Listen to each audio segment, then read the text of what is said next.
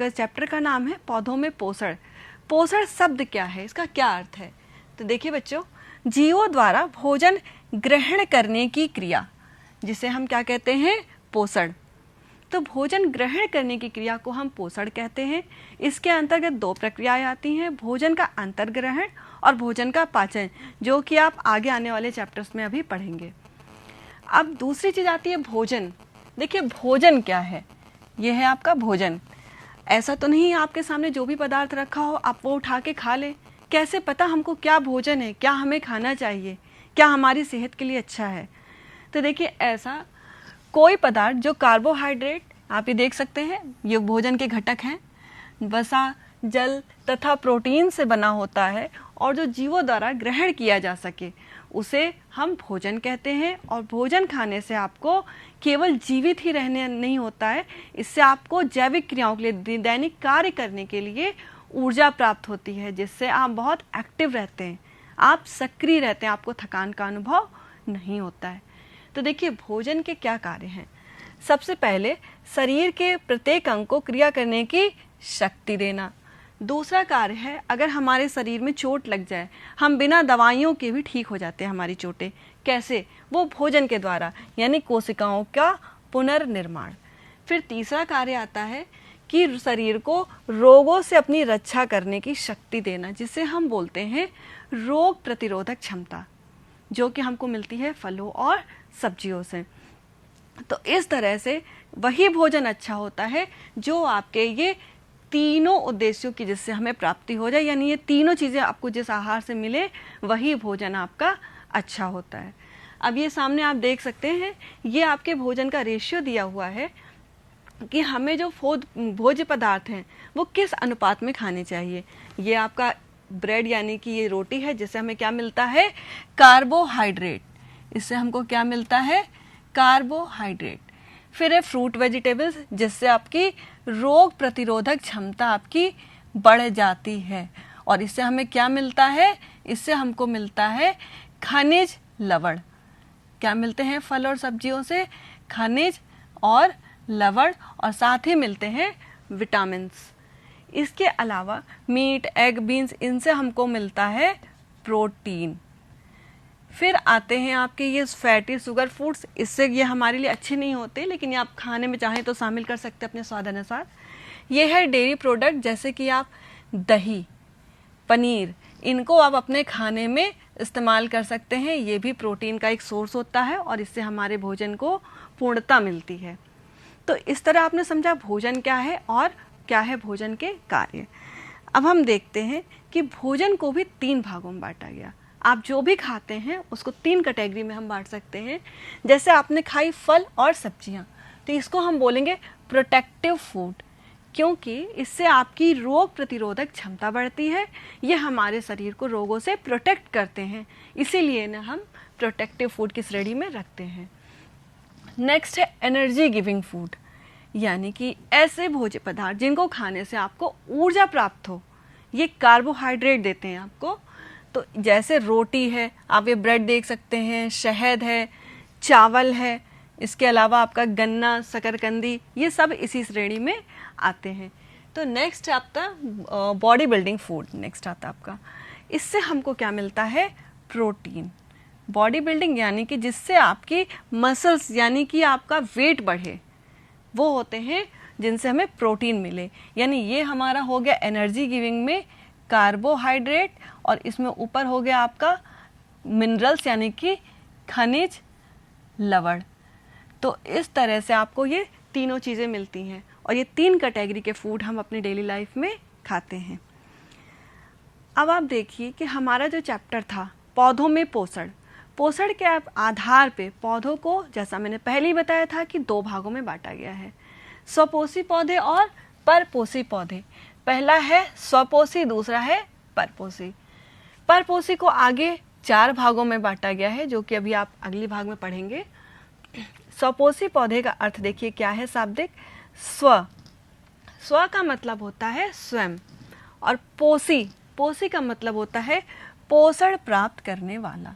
यानी कि आपको इसी से दिख रहा है स्वयं पोषण प्राप्त करने वाला, यानी ऐसे पौधे जो क्लोरोफिल पाए जाने के कारण हरे रंग के होते हैं और अपना भोजन स्वयं बनाते हैं। वे क्या कहलाते हैं? स्वपोषी पौधे, जैसे आम, पीपल, नीम, अमरूद आदि। जो आप अपने डेली लाइफ में ऐसे सभी पेड़ देखते हैं, पौधे देखते हैं जिनका रंग कैसा होता है? हरा। पौधे का देखिए हरा रंग होना बहुत ज़रूरी होता है, तभी पौधा होगा आपका स्वपोषी। तो जैसा कि आप मेरे हाथ में ये देख सकते हैं, ये आपको दिखाई दे रही है एक पत्ती, इसका रंग कैसा है? इसका रंग है हरा। ये हरा रंग कहाँ से आया? क्या इसको हमने पेंट कर दिया? क्या सारे पेड़ों को किसी ने पेंट किया है हरे रंग से? ऐसा तो नहीं है। ये प्राकृतिक रूप से हरे रंग की पत्तियां कैसे हैं? क्योंकि इसमें ये आप जो हरा रंग है, ये एक विशेष प्रकार का वर्णक पाया जाता है जिसे हम बोलते हैं पर्णहरिम। पर्णहरिम को ही इंग्लिश में बोला जाता है क्लोरोफिल। इसी के कारण हर पत्ती का कलर होता है हरा, यानी कि हरी दिखने वाली जितनी भी पत्तियां अगर आपको दिखाई दे रही हैं वो किस कारण है? पर्णहरिम यानी कि क्लोरोफिल के कारण। क्लोरोफिल का बहुत बड़ा रोल होता है भोजन के निर्माण में, इसलिए ऐसे जो भी पौधे जो स्वपोषी हैं उसमें हरे रंग का होना ज़रूरी होता है। अगर हरे रंग की पत्ती नहीं है, उसमें क्लोरोफिल इसका मतलब अनुपस्थित है, तो उसमें भोजन का निर्माण होना संभव नहीं है। अब हम देखते हैं कि हरे पौधे अपने भोजन का निर्माण कैसे करते हैं। तो देखिए, जिस तरह से आपके घर में मम्मी आपकी खाना बनाती है किचन में, तो किचन में खाना बनाने के लिए उनको बहुत सारा सामान चाहिए होता है, दाल, चावल, सब्जी, मसाले और भी बहुत सारी चीज़ें। तो पौधे में खाना कहाँ बनता है? पौधे में खाना बनता है पत्तियों में। तो हम कह सकते हैं कि पत्तियाँ पौधे की रसोई हैं। और जिस तरह से आपकी रसोई में खाना चाहिए होता है बनाने के लिए दाल चावल, उस तरह से पौधे को भी ज़रूरत होती है। तो पौधे को ऐसी क्या चीज़ें चाहिए होती है जिससे उसका भोजन बन जाए? पौधे को चाहिए होती हैं 4 चीज़ें। पहला है, सबसे पहले हम बात करेंगे क्लोरोफिल। जैसा कि अभी मैंने आपको थोड़ी देर पहले ही समझाया था। इसके बाद सनलाइट यानी कि सूर्य का प्रकाश। फिर हम इसके बाद बात करेंगे जल। जैसे हमको खाने के साथ पानी चाहिए होता है, वैसे पौधे के लिए भी जल बहुत ज़रूरी है। फिर आता है कार्बन डाइऑक्साइड यानी कि CO2। ये 4 चीज़ें हैं जब किसी भी पौधे को भोजन बनाने के लिए चाहिए होती हैं। इस प्रक्रिया को जिससे भोजन बनकर तैयार होता है उसे हम कहते हैं प्रकाश संश्लेषण। उस क्रिया को हम क्या कहते हैं?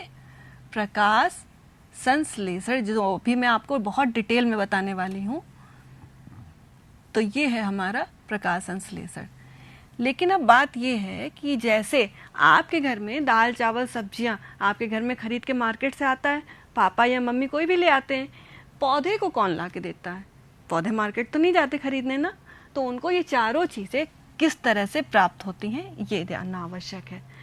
तो क्लोरोफिल, जैसे कि मैंने अभी आपको बताया कि पत्तियां हरी होती हैं, तो क्लोरोफिल तो उसमें पहले से ही उपस्थित होता है। फिर क्या होता है? सूर्य का प्रकाश। देखिए, जैसे ही आप ये देख रहे हैं कि पत्ती के ऊपर क्या हुआ, सूर्य की रोशनी यहाँ से आई, तो फिर क्या हुआ? इसमें जो क्लोरोफिल था उसने उस पूरे प्रकाश को, जो पड़ने वाला प्रकाश था, उसमें से उसकी कुछ मात्रा को अपने अंदर एब्जॉर्ब कर लिया, यानी कि अवशोषित कर लिया। अब सूर्य का प्रकाश क्लोरोफिल में अवशोषित हो गया, तो इस तरह पत्तियों तक सूर्य का प्रकाश पहुंच चुका है। फिर आती है जल की बारी। हम पौधों में जल डालते हैं या वर्षा का जल, जब पानी जल उसमें जाता है जड़ों में, तो जड़ों से होता हुआ, देखिए ये पौधे की जैसे जड़ें हैं, ये पौधा है आपका, तो फिर हमने यहाँ पे अगर मान लीजिए ये हमने जल डाला, तो यहाँ से जल जाता है जड़ों में और जड़ों से आगे बढ़ता हुआ जाता है इसके तनों में और तनों से होता हुआ पहुँच जाता है इसकी पत्तियों में। तो इस तरह से इसको आप देख लीजिए फिर से, ये इसकी जड़ें हैं, जड़ों के बाद ये तना है और तने के बाद ये हैं पत्तियाँ। तो हमने अगर यहाँ पे मान लीजिए जल डाला, ये तो जड़ों से होता हुआ गया तने में और तने से गया पत्तियों में। तो इस तरह से हमको जल भी मिल गया। अब कार्बन डाइऑक्साइड कहाँ से मिलेगा पत्तियों को? तो देखिए, जब आप पत्ती को, एक काम करिए, ऐसे लीजिए और इसको आप देखिए ऐसे धूप में करके, इस तरह से आप देखेंगे तो यहाँ आपको महीन महीन से एकदम डॉट जैसे, छोटे छोटे छेद जैसे दिखाई देंगे। उसको हम बोलते हैं पर्णरंध्र। वो बहुत छोटे छोटे डॉट्स होते हैं, उससे कार्बन डाइऑक्साइड वातावरण की पत्तियों के अंदर प्रवेश करती है। तो इस तरह से कार्बन डाइऑक्साइड पत्तियों तक पहुँच जाता है।